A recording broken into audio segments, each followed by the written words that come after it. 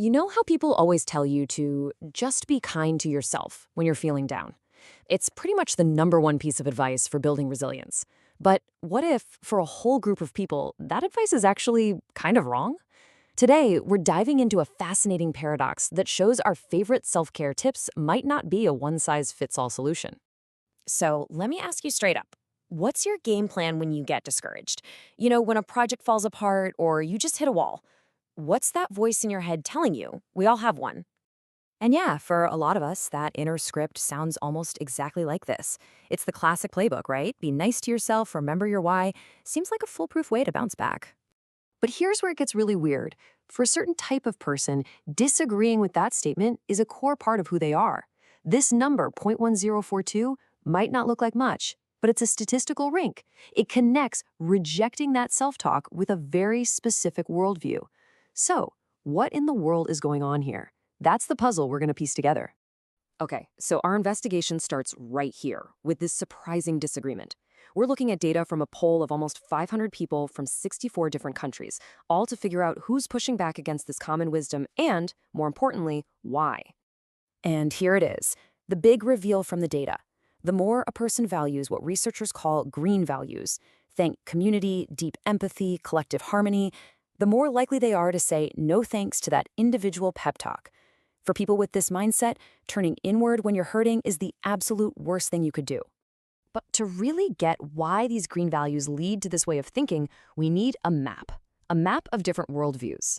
And that map is a model called spiral dynamics. It's basically the key that unlocks this whole mystery. So what on earth is spiral dynamics? Well, think of it as a model for how we, as humans, evolve our values. It's not about putting people in boxes. Instead, it shows how what we care about, our core priorities, shifts and changes depending on the world around us and the problems we have to solve. It's a super powerful way to understand why we all see things so differently. The model uses colors just as a simple shorthand. So, for instance, red is all about power and action. Blue is about order and finding the one capital T truth. Orange is huge in the modern world. It's all about success and individual achievement, but our focus today is on green, which kind of arises in response to orange and puts the focus back on community, feeling, and connection. They're not labels, just different stages or ways of seeing reality. Okay, with that map in our back pocket, let's zoom in. To solve our paradox, we've got to put on our green-colored glasses and really understand why the idea of going it alone can feel so fundamentally wrong.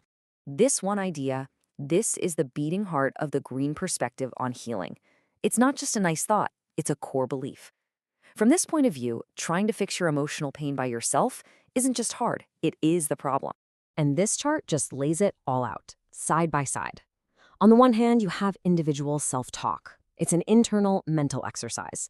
But from the green perspective, it's a huge risk. You're just doubling down on the isolation that's causing the pain. On the other hand, you have collective witnessing. It's all about relationship, about emotion. Sharing your vulnerability is what builds the connection you need to heal. One source called going it alone spiritual malnutrition, while being heard by others gives you the relational oxygen you need. I mean, what a powerful way to put it. But of course, green isn't the only game in town. To really get how unique it is, we need to see how other value systems tackle the exact same problem of feeling discouraged.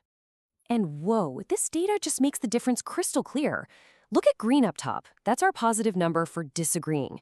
Now look down at orange, that worldview of individual achievement.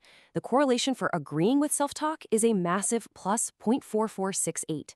That is over 4 times stronger. And it makes total sense, right? For an orange mindset, you are the hero of your own story. The difference between that and green's need for relationship couldn't be more dramatic. So this all leads us to a really critical question. Is this green rejection of self-pep talks a sign of a more advanced, a deeper emotional wisdom? Or could it actually be a kind of weakness, a sort of modern fragility? The sources make a case for both sides. First up, the argument for wisdom. From this angle, feeling discouraged isn't just your personal failure. It might be a flashing red light that a system is broken. Your job, your community, whatever. It's about being authentic with your feelings instead of just trying to fix them to be more productive. It recognizes that some wounds just can't heal without someone else's empathy. Your purpose isn't just yours, it's ours. But then there's the other side of the coin, the counterargument.